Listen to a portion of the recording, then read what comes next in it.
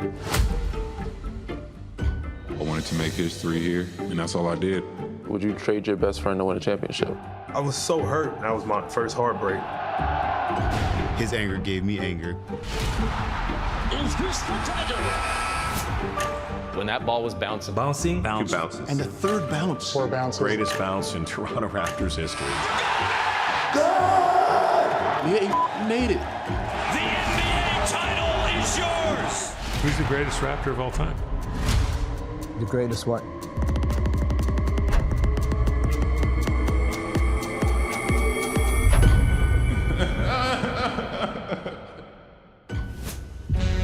(2018-2019). What a time to be alive.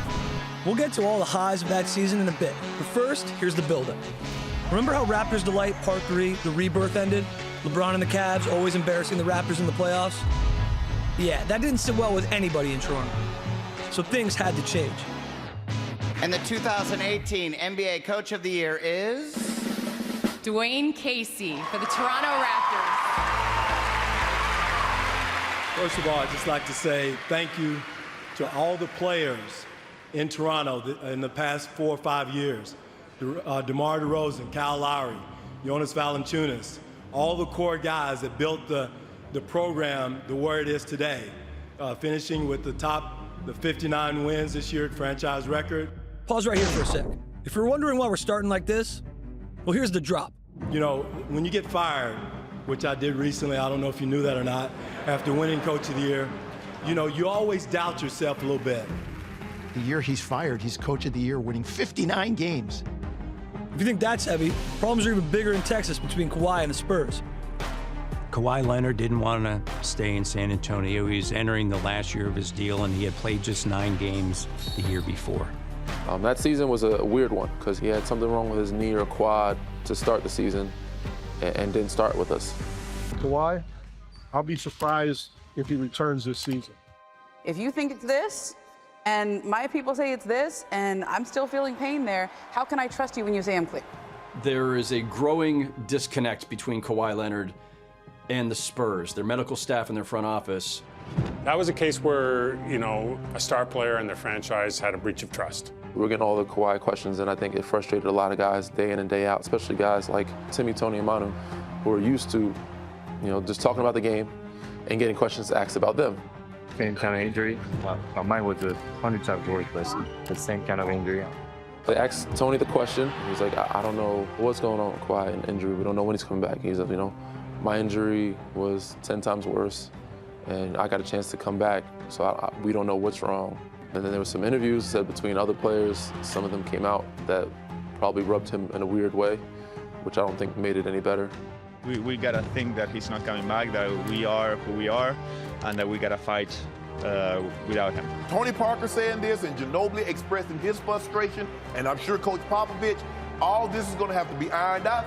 And there's clearly a tension and a growing divide between the Spurs and Kawhi Leonard, to the point where eventually it becomes pretty clear that Kawhi Leonard and the Spurs are heading toward a divorce. Kawhi Leonard wasn't going to be staying with San Antonio Spurs. That relationship was done. Like, some stays behind closed doors, so no one knows all the but them. You know what I'm saying? Like, was going back and forth with them, but we don't know what was going on. We all know where my destinations were. It was widely expected that his first choice was going to LA, and the San Antonio Spurs didn't want to send him there. They didn't want to give him what he wanted. That's a rival of the Spurs. And if you know Pop or RC at all, they're not going to send you to a team that they compete against in the West. This is RC Buford. He runs the Spurs. This is Pop, Greg Popovich. He also runs the Spurs. I don't think anybody thought, oh, Kawhi Leonard wants out? Sure, Toronto. That'll be the destination. I don't think anybody saw that coming. Ooh, the suspense. Okay, back to Dwayne's firing and where the Raptors go from there. The fact that he's gone, it's not fair, but there's a part of me that kind of understands this. We had given it 5 years. We knew it was time to make a change, you know, like to do something different. It was a tough conversation for him and for myself to say, hey, you know, even though we were that close to say, you know, it was time. See a great man like that lose his job, but this was what had to happen, and This is the business we're in, you know, it happens to the best of us. Masai did what he had to do. It hurt because you're letting your baby go as you walk out the door. Going to the second and third round of the playoffs a couple years in a row is something a lot of franchises would aspire to, but after a couple of years, you need to take that next step. Kyrie behind the back, James, vicious throwdown. We made adjustments against Cleveland. You almost had to be perfect. Probably could have executed better in some instances. Boil it down to one moment. You've got LeBron James, tie game. Now, the big thing is make sure you do not foul anybody here on the dribble. He's getting the ball at the inbounds, and you don't double team him. It's going to be James. Here it is. See, it's under 3 seconds to go. Throws up the floater. Good night! After LeBron hit that crazy one-legged runner, me and Fred looked at each other in locker room and knew something was gonna happen. But for the third time, we lost against LeBron James again.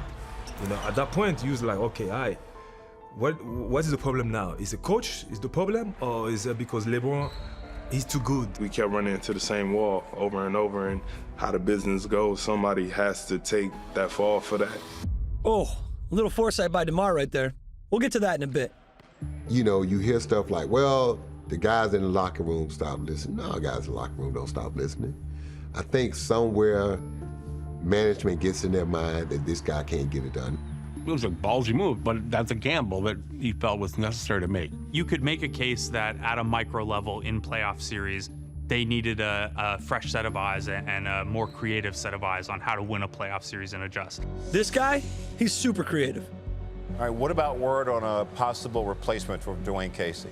Well, one coach that Toronto will take a look at, I'm told, Mike Budenholzer, the former coach in Atlanta. There's some debate whether how sincere Mike Budenholzer was about coming to Toronto, that there was more of a kind of a, you know, maybe a way to get his value up when he was really intending to go to Milwaukee all along and coach Giannis. If you don't know, Mike's a big-name coach. He ends up in Milwaukee, and maybe he'll regret that decision. We'll show you why a little later. The Toronto Raptors are hiring assistant Nick Nurse as the franchise's new head coach. There were some things I thought we needed to improve. I knew some of the things they liked that we did and some of the things that they didn't like we did so much. What do you just remember from that first initial conversation with Nick? He didn't have his glasses on. I was like, who the hell are you? That's the first thing. And then it was just like, look, I want you to just buy in and be a part of this, and we're going to figure it out. This whole theme of Kyle buying in, it's going to be an issue all season long. To me, it was kind of a big gamble the front office did. Nick's acumen for the game, his journey, I think the style of basketball he wanted to play, all of it made sense to us. Okay, this is the part of the story where you might need a tissue. Maybe you'll be sad. Maybe you'll smile a little, because it's time to say our final goodbye. God, wake up, God. Norman, what are you doing? It's a trade. We're making a trade. A trade? Why didn't anyone tell me? Excuse me. Get out of my way. No. Kyle, don't let them do it. I won't. This must be some sort of mistake.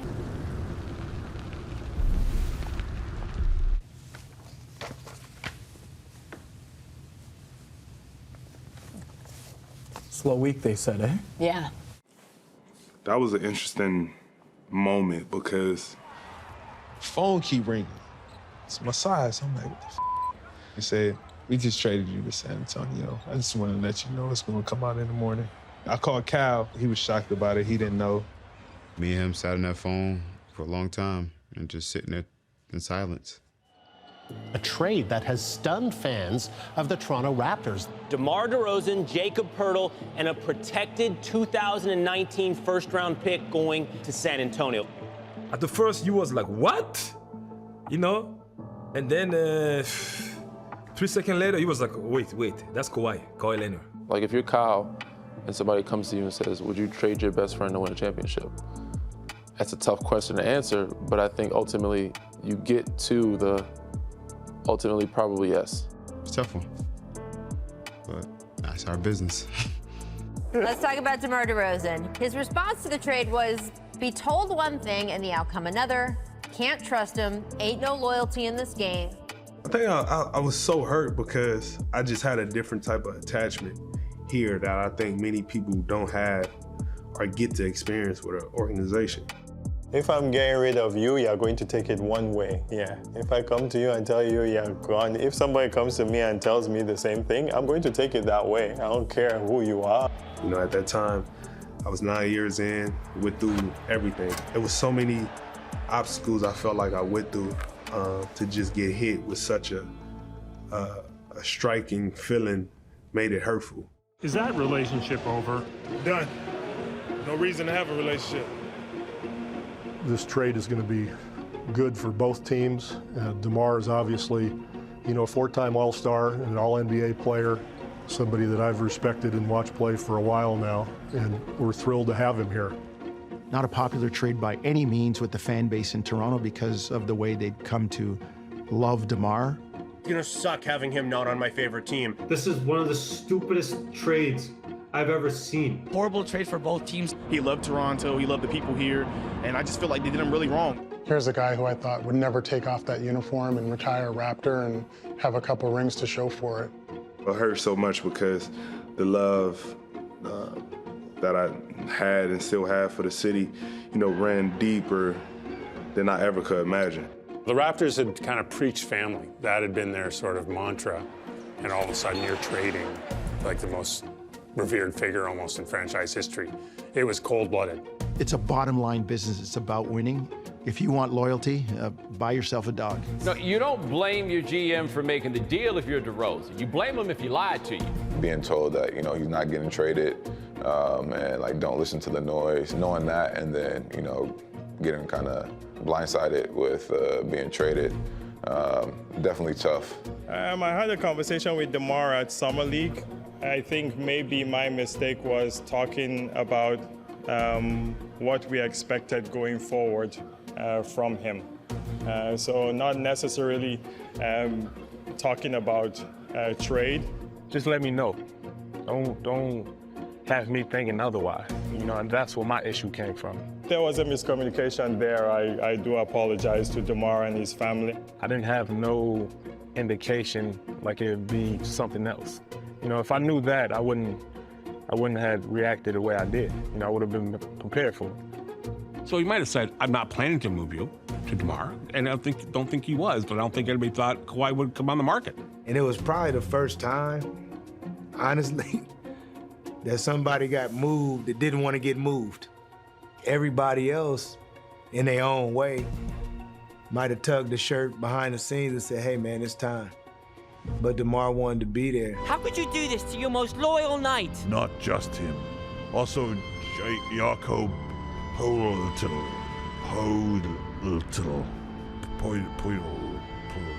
Him. No! Bye, Jakob Poeltl. Jakob Poeltl. I was a little bit in shock at first. Definitely sad because we just had such a, at least from my perspective, such a successful year in Toronto. If Shaquille O'Neal can be traded, if Kareem Abdul-Jabbar can be traded, if Wayne Gretzky can be traded, if the greatest players of all time in their respective sports can be traded, anybody can be dealt. Dude, when I was coaching in Minnesota, we had Zach LaVine, Andrew Wiggins, and Karl Anthony Towns developing them. And I used to tell them all the time, man, I love y'all. Do anything in the world for y'all. But I also trade your ass if it's gonna make us better, because that's my job. Don't y'all get this twisted. Well, whoever we're getting back, he better be a bloody monster!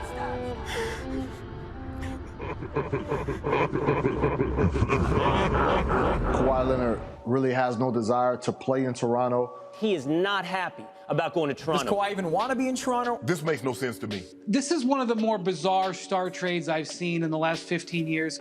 Kawhi's not resigning. So, general rule of thumb in the NBA, if you're trading for a star with 1 year left on his contract, you better be damn sure he wants to re-sign with you. True. Or you win a championship and figure the rest out later. No way I see Kawhi Leonard staying there. If they win the finals, maybe. When Kawhi came, I don't think his teammates weren't sure whether he wanted to be here. Great. This narrative again. The narrative of not wanting to come to this city is gone. You know, like, I think that's old, and we should move past that. Believe in the city, believe in yourselves. I could sit here as an outsider and say, well, of course, you make that trade 100 times out of 100 to upgrade from DeMar DeRozan to Kawhi Leonard, and no disrespect to DeMar. We felt that the Kawhi deal gave us the best chance to win. So when you can get a transformative player like that, they don't grow on trees. There just aren't a lot of those players, and it's not a knock on DeMar DeRozan, but there is a limit to what DeMar DeRozan could do. The Lowry-DeRozan partnership, while they had obviously hit a bit of a ceiling competitively, was really important. That was the core of the team. That was their competitive core, that was their emotional core, that was their spiritual core, was those two guys. To break that up comes with a lot of risk. I remember talking to Kyle we're actually trying to talk to Kyle at USA Basketball that summer, shortly after the trade, and he didn't want to deal with it. What was your reaction last week when you found out DeMar was being traded? It's been a great week for USA Basketball. Is there any reason you don't want to offer an opinion or outlook on the trade? It's USA Basketball this week, it's all that's about. That's what I came out here for. Grange, what was that line you had heard about Kyle in part 3? And it's Kyle doing Kyle. I knew coming back into the season would be a little bit more difficult. What's the difference without DeMar here? Did it feel different? I just got here. I just got here, my man. Try that question again later, all right? Gotcha. Kyle was pissed that DeMar got traded, and he didn't talk to anybody for about 8 weeks. His anger gave me anger because that's my brother. That's how I felt. I could see Kyle was a little lonely. It took a little bit for Kyle and Kawhi to warm up both on the court and off the court. He was angry, his feelings were hurt, but once they got to training camp, the basketball worked. Yeah, I mean, everybody's great guys. They welcome me, want me to do what I do on the floor, play the game and have fun. He told me, look, I'm here to try to win, and we were on the same page day one. Maybe not day 1 of the regular season. Maybe more like day 113 or even day 214. We'll explain soon. So I know they're a talented team, and I wanted to make history here. I just came in with the right mindset. That's what contributes to wins in this league. Obviously, Kawhi's personality is very even-keeled to an almost comedic effect level. I'm not gonna lie to you, but Kawhi, he's different. A lot of people up here don't know much about you. How would you describe yourself, and what would you like people to know about you? I'm a fun guy. Let me ask you about Kawhi Leonard. Now, I know you're friends with a lot of these guys. I've seen you hanging around with a lot of these players. Have you ever spent any time around him? Because he doesn't speak very much. Yeah, I have. I mean, it's just more question you have to ask me in order for me to tell you about myself. I just can't give you a whole spiel. I don't even know where you're sitting at. Kevin, what is that? You look at Kawhi, you just don't know what to expect from Kawhi because he's so quiet and reserved. So when he makes a joke, people laugh. He's just unexpected. When he speaks, you listen. The players knew we have Kawhi Leonard. This is now. This is the time. Nick came in and was like, yeah, we're gonna count the passes, who makes the pass for the hell of it. And Kawhi made a statement like, I don't think everybody should be making passes for the hell of it. He's a superstar. The superstar answer. He's not making passes for the hell of it. When you have a point guard that's been there for a long time, like he's the one with the ball in their hand. Those are like the issue at first. Who's gonna be the guy? Who's gonna have the shots? Who's gonna be the one that we're following? We understand he's the big dog. Big dog gotta eat. We understand he's coming off an injury. He's making sure he's healthy. We think that was the major thing with our group was making sure Kawhi was healthy.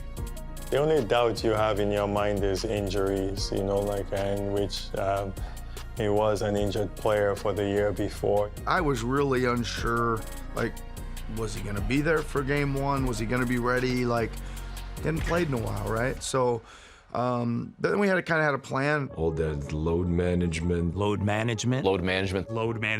I will never forget where I was the first time I heard the words load management. We were in Washington, first back-to-back of the year, and I was talking with Alex McKechnie, the VP of Sports Science. He said, okay, well, Kawhi's out. And I said, why? And he said, it's load management. The idea of load management, that was like science fiction. No one knew anything about it.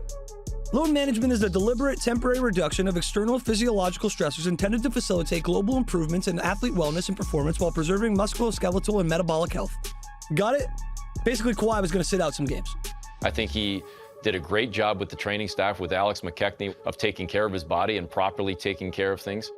I didn't like it. I mean, to me, for the fans who are paying to go to these games, they want to see the star players play, but it's hard to argue with the results. Kawhi Leonard will sit tonight, load management.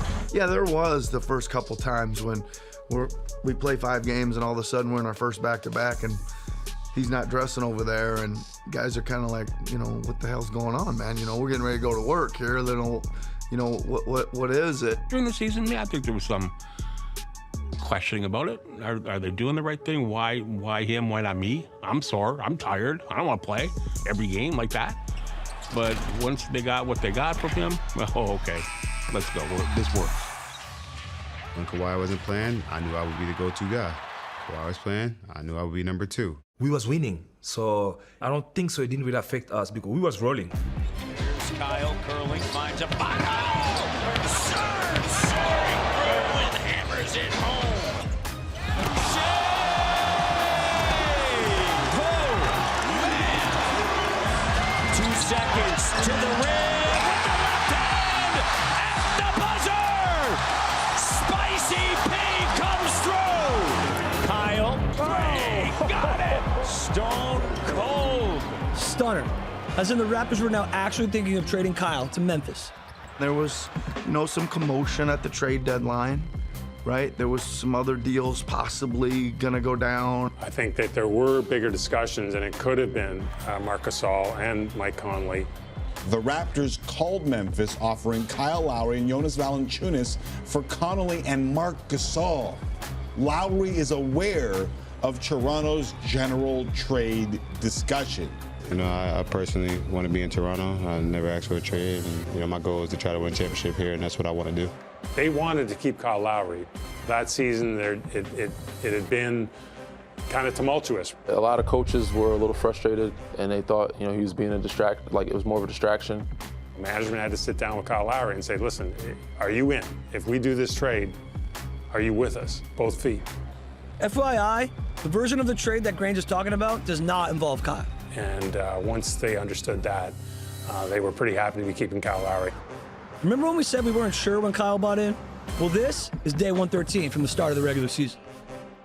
It's funny, the day of the trade, we're at shoot-around in Atlanta, I think, and Jonas Valanciunas is there, and he's like, yep, I'm coming back tonight, my first game back after the thumb injury, and then shortly after shoot-around, we find out, no, you're not.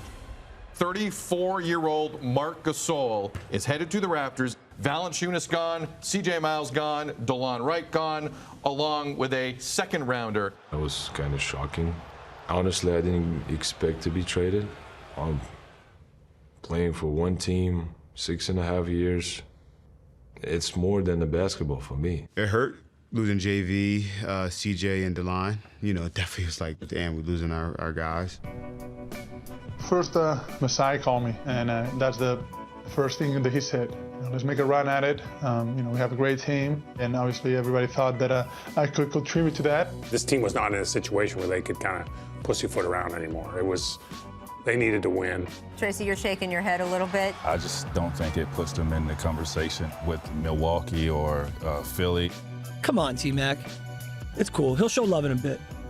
The Marc Gasol situation, too, was kind of similar to DeMar and Kawhi, you know? Like, you lose JV, then you say, well, but I just got Marc Gasol. During that time, he was one of the best center in the game, you know? So you cannot really complain, you know? Yeah, you can't, but you could, and Serge kind of did. He didn't like it, right? He didn't like it. He had equity on that team. He was a hell of a basketball player. He'd helped them to reach heights as a franchise they hadn't reached before. And all of a sudden, he's being asked to come off the bench, or at least he's no longer the primary big.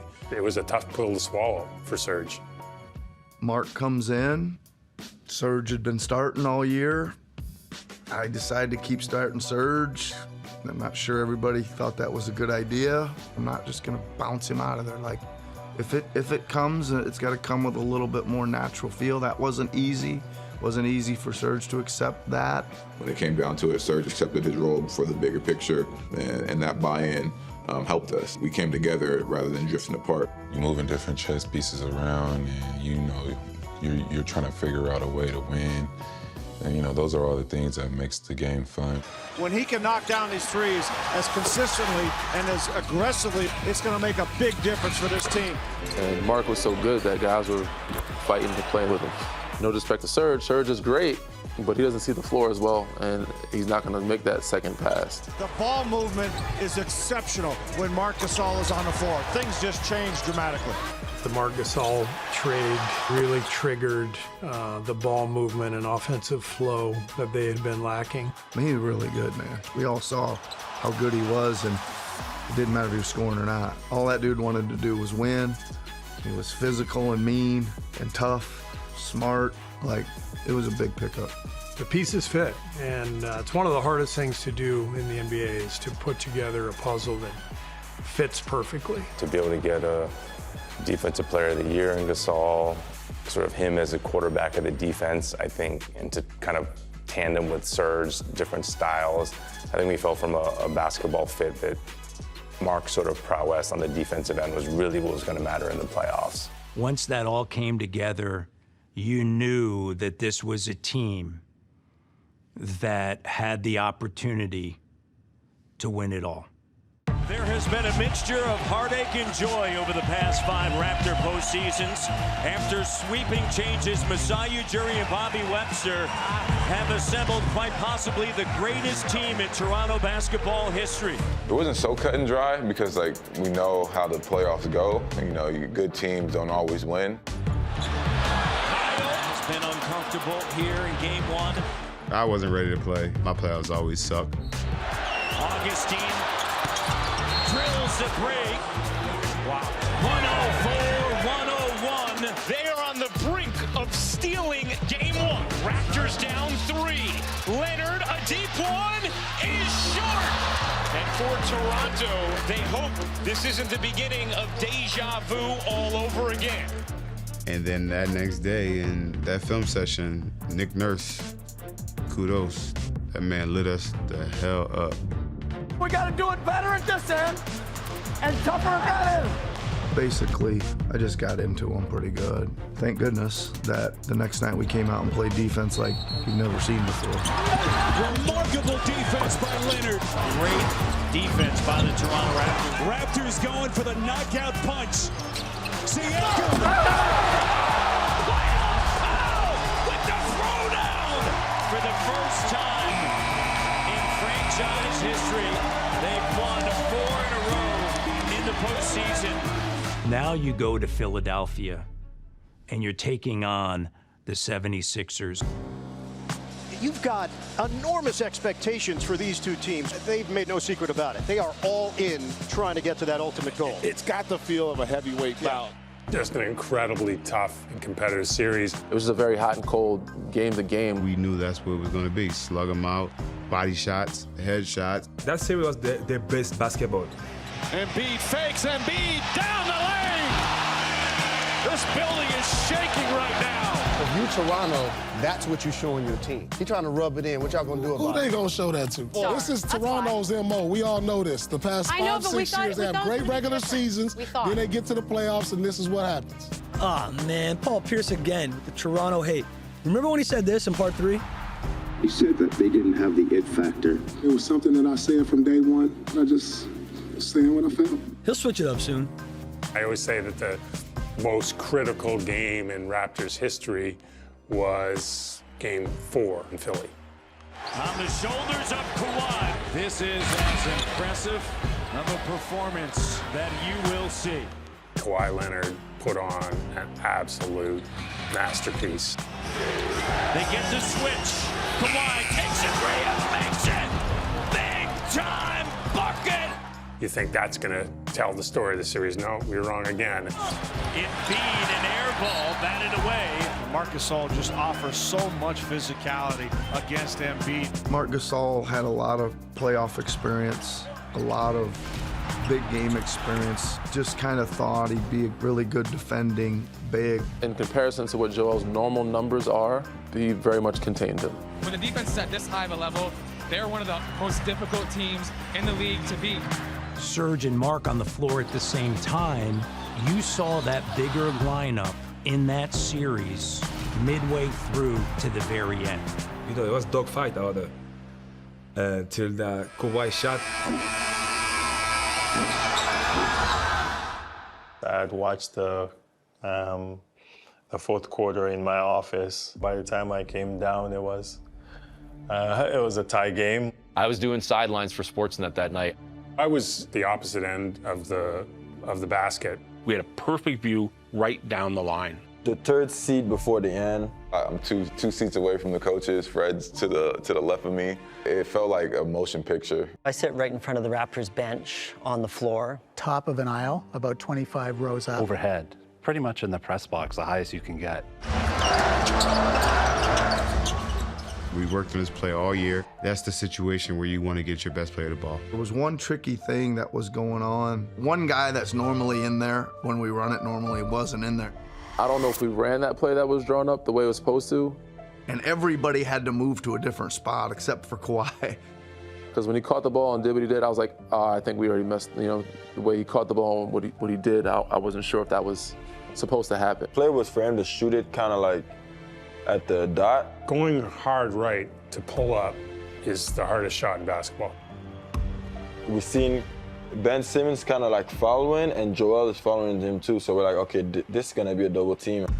2 7-footers jumping, contesting the shot, and he's shooting a Kobe fade, one of the hardest shots to make in basketball. Like damn near behind the backboard.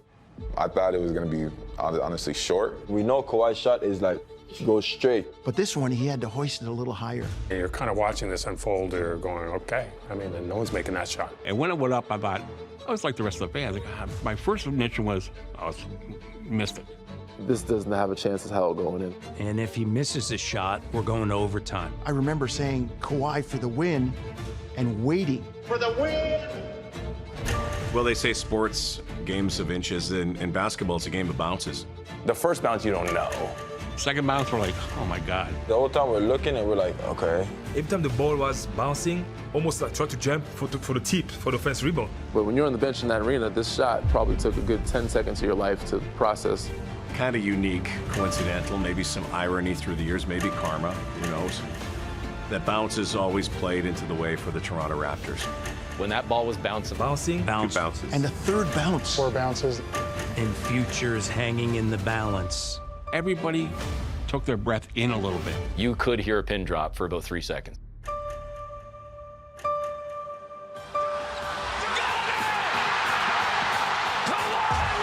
Yes, yelling, good! The greatest bounce in Toronto Raptors history. Holy shit, you know what I'm saying? Like, he made it. And then the place just erupts. It was numbing. Immediately stood up and just walked back down to the tunnel. Let's watch that one more time, in full, and catch all those views. Gasol will inbound. It's off to Leonard, defended by Simmons. Is this the dagger?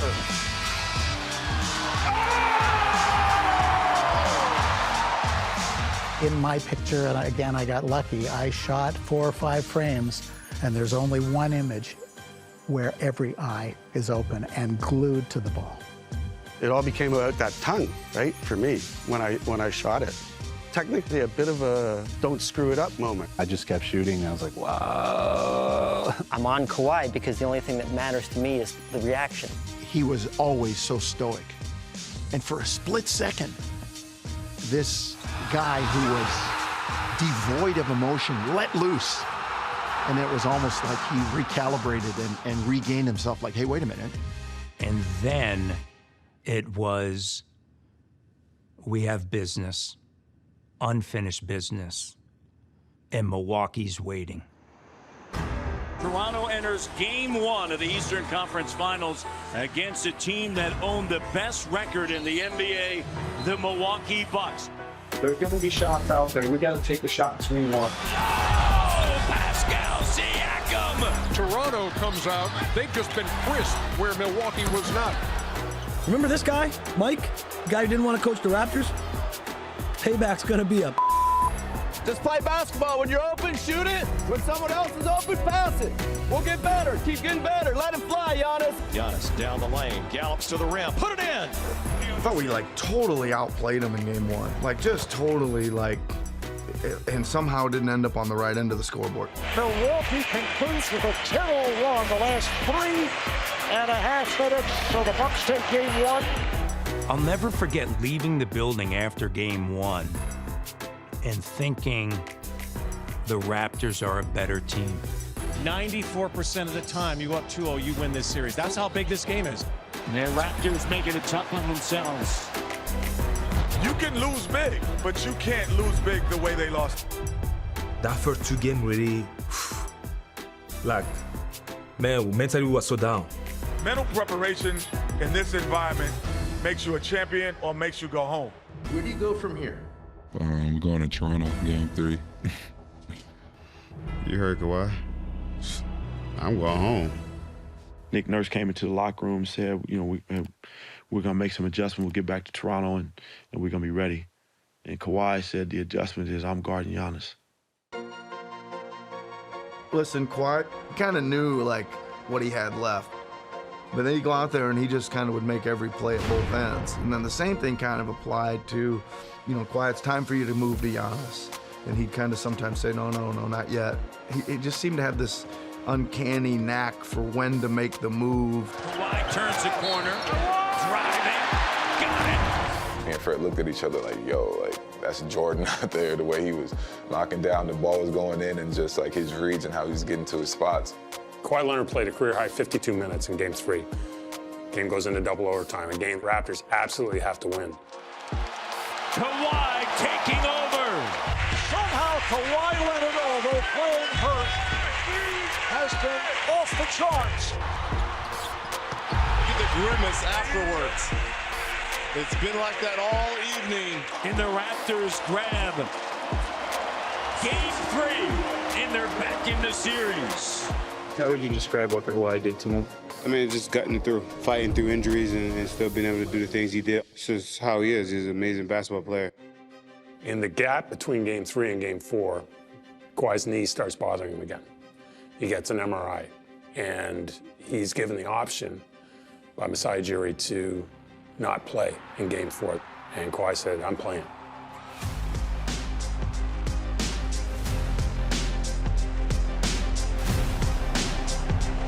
Playing in pain, hobbling at times. The Terminator. He's the machine. But we knew he wasn't going to do it by himself, but we helped. And him doing that was all right, big dog, now we're going to follow you. All right, back to the whole when did Kyle buy in storyline. This is day 214 from the start of the regular season. Kyle is all in, 100. And Lowry connects from the corner. He's beginning to believe.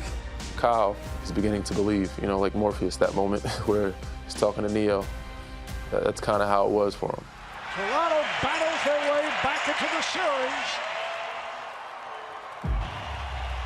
There's one thing I know. You guys have earned the right to be here to play close up. What a scene it has been in Toronto since the Raptors took Game 5 in Milwaukee and moved to within a game of the NBA Finals.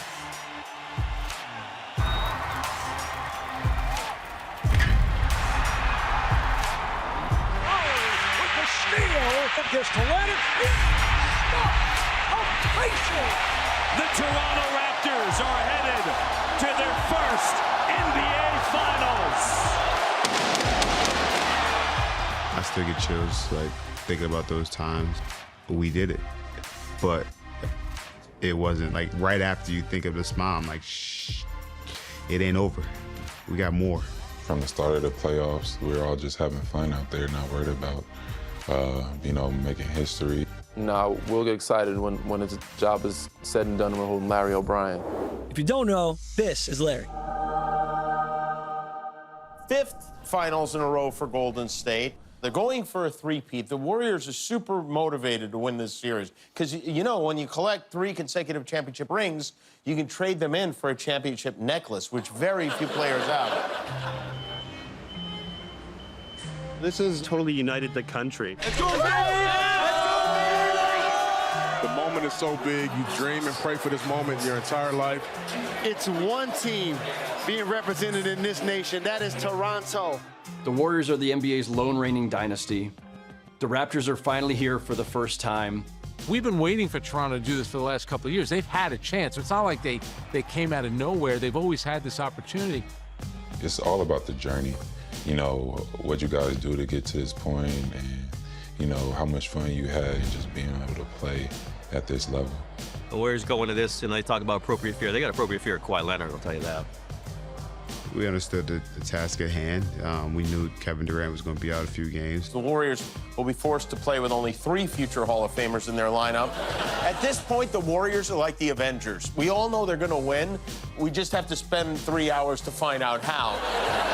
It's the Golden State Warriors. Who the hell bets against them? Shockingly, this guy.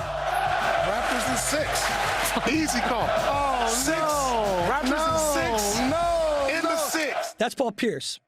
And you call that a crossover.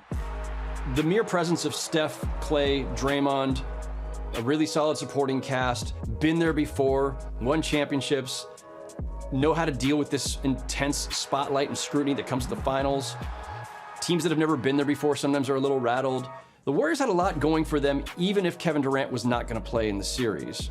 To think there it is, game 1 at home, and the crowd, the suspense. This kind of pulsating energy I feel in the city, I feel it here in the arena. I think that's going to bring out a lot of different emotions for the Warriors, a lot of different energy. The other moment that I really stopped and made sure I was there for was the national anthem here in Toronto, because I wanted to hear what the crowd did for O Canada.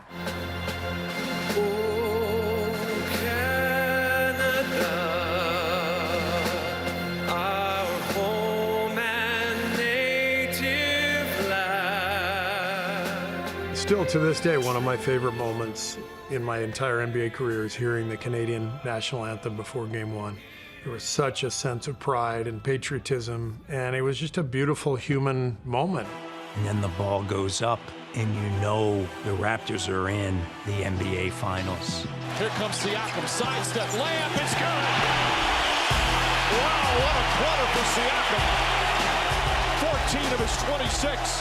1, 2, 3, Raptors. Now down 1-0 in the finals for the first time ever, and still without an injured Kevin Durant, can Golden State bounce back and even the series? It's more than 1 or 2, 3 players that's going to win a game. It takes the whole unit to, you know, accomplish this historic goal.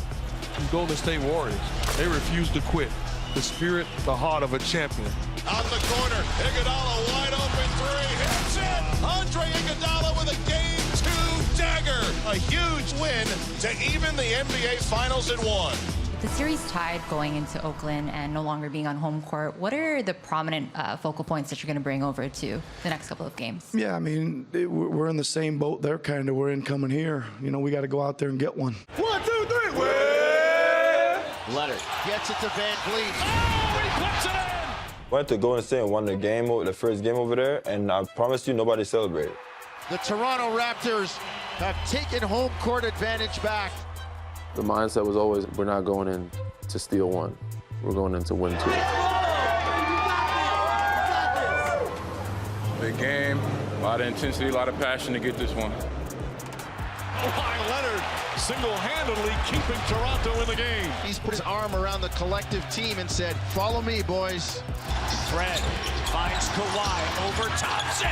He's got 31. The Toronto Raptors have won Game 4. They take 2 here at Oracle Arena. We want to win every game. We went into the Bay, San Francisco, with a mindset of trying to get 2. Just a follow-up to my question from Game 2, you know, your answer was that you wanted to go out there in Oakland and get 1, but you came back with 2. Well, I give most of that credit to Kawhi because I said it in the locker room. Kawhi said, expletive that. Let's go get them both. Here we go. Let's get this. Let's get it. We got this. It's going to take a hell of an effort. It's 48 minutes. Keeping our composure, our togetherness, and our defense. Let's go. We got a Kevin Durant factor in the house, which I think matters a lot for the course of this series. We're thinking, all right, we got Kevin potentially coming back. Nobody said it's going to be easy, but this group is built for this. Yes, sir. Let's go win one game and take it from there. Just us. What you think? We're still playing a great basketball team and champions, and we got a chance to win the NBA Finals.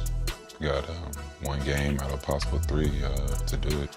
Nurse and the Raptors, one solitary game away from raising the Larry O'Brien Trophy. It is in the house. For Game 5, I knew that all these preparations were happening in the back, and I knew that we had to be ready for whatever happens. We seen the trophy. We knew the trophy was in the building. We seen the champagne and all that stuff. And everybody was so excited and inviting people to there to celebrate, and I'm like, for some reason, this doesn't feel right. I remember that was maybe like the most watched warm-up ever. KD comes out on the court. I think Drake's even at the game early. He's like, we're all watching. I mean, what do we know? We kind of just was like, all right, like we have to be prepared for KD. And the energy in the building was so exciting, it was crazy. Then he comes in the game, I think he like makes every single shot he takes. You can just tell the life that Kevin Durant has given this Warrior team. Just the start of this game, much more confident. And I was like, yeah, we probably shouldn't have brought everybody here to celebrate. We always made things harder than it had to be. And you're thinking like, oh, okay, like if he's around for the rest of the series, like, can they win 3 in a row? Curry passes out to Durant, who gets off a 3 and hits it. Kawhi finishes. Kawhi on the inside, and the Raptors down by 1. Here comes Durant. Durant off a screen, takes a 3. It's good for KD. Kevin's performance for the first 10 minutes of the game was just remarkable. I mean, there's not many players in the world who can miss 3 straight weeks with a calf and not really scrimmage much. And here he is in the NBA Finals against the best players in the world. And he just comes out and he makes like 5 straight jumpers. It's like, this is why he's Kevin Durant. Ibaka trying to stay with Durant, knocks it away, and Durant's limping. Durant goes down holding his leg. I think at the time, nobody kind of knew what it was. He had that kind of like weird look on his face. I'm like, what the hell just happened? I'm like, damn, and I just heard everybody cheering. I'm like, what's going on? And he's still laying down, and I'm like, damn, he must be really hurt. It was unfortunate. There was a small handful of fans who kind of got carried away. I see Kalo telling everybody, like, quiet down. And the Toronto players pretty much with their arms scolded the Raptor fans saying, what are you doing? Our fans, I think they kind of just didn't realize the severity of what was going on. I think once it happened, it was a tough moment for our league and for a player of his caliber. Well, my whole thought was he re-injured the calf. So I get into the locker room and find out it was Achilles. So we were all devastated for Kevin, and it was a weird halftime. Even independent of that, objectively, the Raptors' chances of winning an NBA title, they improved dramatically when Kevin Durant was unfortunately injured. A chance to end the Golden State Warriors' 2-year reign. Curry fades and fires right side. Another 3-ball for Steph Curry. This game is absolutely insane. They're champs. They're going to fight. You got to knock the champ out. Leonard with the ball. Runs it front court. Here's Kawhi to the lane. Different from their playoff history of the past, at times a tortured history. Now on the verge of a championship. Okay, a bit of a scene setter. Raptors down by 1. The game on the line. A chance to lift Larry on home court in Toronto, in Canada, for the first time ever. Imagine what that would look like. The ball in Kyle's hands. Into the corner, Lowry for the championship. The Raptors are NBA champions. I'll never forget, Draymond kind of stayed between both Fred and Kyle in the corner. Fred makes a pass and Kyle goes up. Lowry for the win! And the Toronto Raptors come up short. And Draymond blocked it. And that's typical Draymond, one of the best closeout defenders I've ever seen. He made a great block. People were so stupid. They thought I really missed that shot that easy. I'm like, yo, he made a great play. Let's go home. Let's go. It's good to rally around Kevin. We did that for him, man. The thing in playoff series is one game always shifts the momentum. And so no matter what position you're in, whether you're up or you're down, you know that if you can just win the next one, then everything changes. And that's what happened in Game 5. Back against the wall, I think everybody in this organization believe, you know, if anybody can do it, we're more than capable. It's a great opportunity and blessing to be here, to have another chance to be a champion. Live from Oracle Arena in Oakland, the Raptors are on the road to face the Warriors in Game 6 of the NBA Finals. But with a win tonight, the Toronto Raptors will be crowned NBA champions. They're cutting hard, we're cutting harder. Everybody that steps out there takes responsibility for it. We felt that we can win. We knew we could win. Understanding who we were playing against. This crowd fired up to start. Lowry into the lane, kicks over on the side to Green, gives it back to Kyle. Lowry and Green got it. Crossover dribble, takes it, step back three off the dribble. Puts it in. Klay Thompson on fire here in the first quarter. Lowry into the lane, stops on a dime. Another cut by Ibaka, another dunk by Serge. Big boost off the bench for Toronto. Honestly, that game, we was playing a little better than them. You know, a little better than them till when Klay went down. On the run, Thompson, and Green commits a foul. And now Thompson goes down. When Danny Green went and made that block, you know, the way he went down, you could almost tell immediately he was hurt. When he gets hurt and tears ACL, I'm like, how the hell does that happen? But it had nothing to really do with me, I don't think. Danny Green's just trying to block that shot. That is not a dirty play. And even if I didn't block him, you don't get, it's a championship game. You can't give up free baskets easy. At that moment, it almost felt like in real time you're watching this dynasty kind of crumble.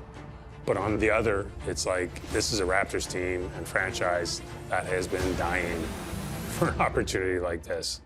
Hey, keep fighting, keep going. Right? Stay aggressive. Everybody rebound, take care of the ball. Okay? Shot clock one, he has to put it up. Oh, Iguodala nails it as the shot clock expires. Toronto 2.5 minutes away from a championship, much like they had in Game 5. Van Vliet, what a step back, and he drills a three. The biggest game of his life, and he is shining. Cousins will power his way to the middle, goes up strong, finger rolls it up and in. That's a 1-point game. And then the drama of the last minute added to, and at the same time sort of took away from what we were all watching, because it was just so frenetic what was happening and so chaotic. I remember being stuck in the worst place you can be stuck in the game of basketball. And that's right in front of the half-court line and the sideline with Draymond in a trap or two. Here comes the double team. Leonard still in the backcourt, throws it ahead to Green. Green surrounded by Draymond Green, and throws it away! Throws it away! Warriors ball with 9.6 remaining! After that turnover, I'm like, damn, did I just cost my team the game? They've been a great defensive team all season long. They need one defensive stop. Klay was out the game, so we knew it was only one guy, so all we had to do was focus on one guy. An NBA championship on the line. Iguodala throws it to Green, who catches it. Back to Curry, puts up a three.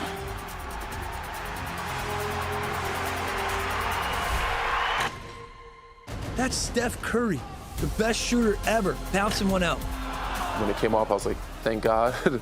We got the rebound, and Kawhi got a chance to make some free throws. And it's over! Canada, the NBA title is yours! We the North are now we the champions.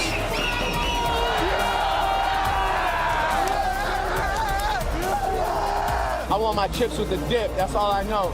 You see what my hat says, champions, let's go. I'm the NBA champ now, baby. I can't believe we did it, honestly. It's a high that you cannot get back. I think Kawhi's reaction was like kind of shook me too. I don't know if he yelled too hard, but he kind of lost it for a little bit. Your 2019 Bill Russell Finals MVP is Kawhi Leonard.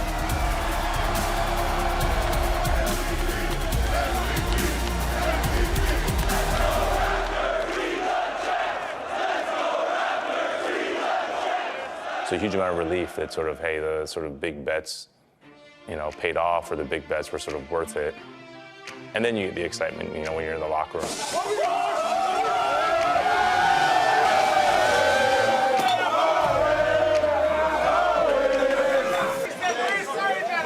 Come on, baby. I'm here, baby. Don't ask no damn question back there, man. Kyle Lowry, Toronto Raptors. Fred, how does it feel to be a world champion? It's unbelievable, man. It's unbelievable. It really is a game of bounces. Steph's, Kawhi's, Vince's back in 2001. Perhaps fitting how it all came together.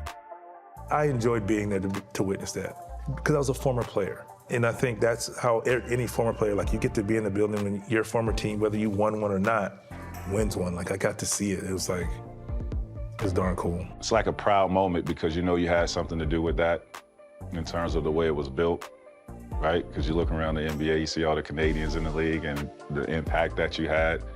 So you had no choice but to feel connected to that because, you started this. Yeah, I always envisioned, me winning here. That was my only goal. Sit here and win. If I was still there, we would have won, no question. I'm happy for my guys, right? I'm, supporting them. I've seen that growth from the day one, Also, I'm pissed off because I'm not there. It was like our championship, man. It was a beautiful thing to watch, to see the city finally have a chance to toast to being the best in basketball. Wasn't that long ago people were saying, well, Toronto can never get the players to win a championship. It will never happen. Never happen. And they did it.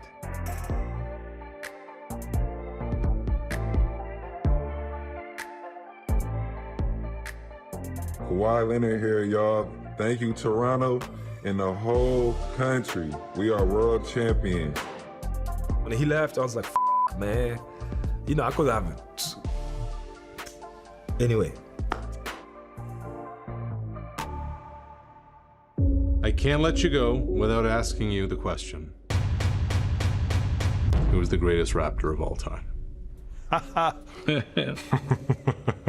Oh my God, man, that's a tough one. Too difficult for me to answer. Greatest Raptor of all time. Wow. I think this is an easy question to answer. You put me in a tough position, right? It's a tough question for me. It's another one that one day I'll answer.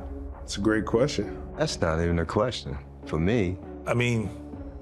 It's a difficult question. I do think I came up with the term GROAT. Greatest Raptor of all time. It all depends on what your scale is. It's a great barbershop debate. I am going to have to say Vince. Best Raptor, biggest Raptor of all time is probably Vince Carter. I'm going to go with Vince Carter, but I can see the arguments for Kyle Lowry, too. It's so easy. It's Kyle Lowry, man. That's no questions. It's got to be Kyle Lowry. Alvin Williams. Woo! Nah, I got to say that because that's my guy. I would say it's probably Vince right now. Vince Carter's no question. No question. Kawhi looks at the clock for the win! Take Kawhi out of it. Phenomenal player, but he's not in that category. I would say Kyle is the greatest of all time. The greatest Raptor of all time is Kyle Lowry. For me, it's Kyle. I'm going to have to give it to Kyle. There's a case where you could say Kyle Lowry. You could say there's a case for DeMar DeRozan. There's a case you could probably say that for Vince. So I would probably say I'm going with DeMar. That's an interesting question. I think DeMar. When Kyle's jersey goes up, I will tell you guys, I believe DeMar DeRozan should go up right beside him. I never walk around or carry the thought of, I'm the greatest Raptor of all time. So much I still wanted to leave out there on the table that I didn't get a chance to. But if I was to give it to anybody, it'd definitely be Cal. Kyle's the best player. Vince is the most important player. To me, I would say Vince Carter because of the impact that he had. He helped make that franchise. He helped make basketball big in Canada. Vince, definitely. I would say Vince. It's Vince. What's the debate about? You can never come here and not think about Vince Carter. You held your breath every time he jumped in the air. Showtime! Oh, no! You gotta be kidding me. He's special. He's gonna put a lot of guys on a poster. Vince Carter throws down a huge one. Elevates and throws it down. Vince Carter is the GOAT of Toronto Raptors. The greatest Raptor of all time is Kyle Lowry. He's just accomplished so much here. What he was able to accomplish in his tenure in Toronto is probably unmatched. The guy was the toughest, most competitive, smartest, most accomplished player the Raptors ever had. He drove a lot of how hard the team played for a lot of years. Obviously won the title. Canada, the NBA title is yours. We, the North, are now we, the champions. Kyle Lowry's the greatest Raptor of all time. He has the ring, he has the longevity, he means the most to most fans, I think. I'll go with Kyle Lowry because he was the greatest winner. He was a winner. North Philly's finest rose to the occasion. Kyle Lowry is the greatest Raptor of all time. I love what Kyle did, but I think VC put us on the map. The greatest Raptor of all time, I would definitely have to have Vince up there. He changed a whole city and country to loving basketball. He saved the NBA in Canada. Seeing how many Canadians are in the league, Vince had that type of impact. I think the two at the top of the list are Vince and Kyle. There's no question who the greatest skilled player was, and that's Vince Carter. But there's something about Kyle Lowry, and it's great that that nickname GROAT is on him. I'm going to give Kyle his due. Go look at the numbers. He's up there right along with DeMar. And I think it's, I'm up there. I'm going to give myself top two. I'll give it top three. But I give Kyle his just due, and he's my guy. I tell it to his face. He hates to hear it, and I hate when he says it to me, so it's all good. In my mind, I'll let everyone else talk about it. Everyone can have their own opinion. I don't know, they gave me a nickname, but I don't know if it's true or not. I like it.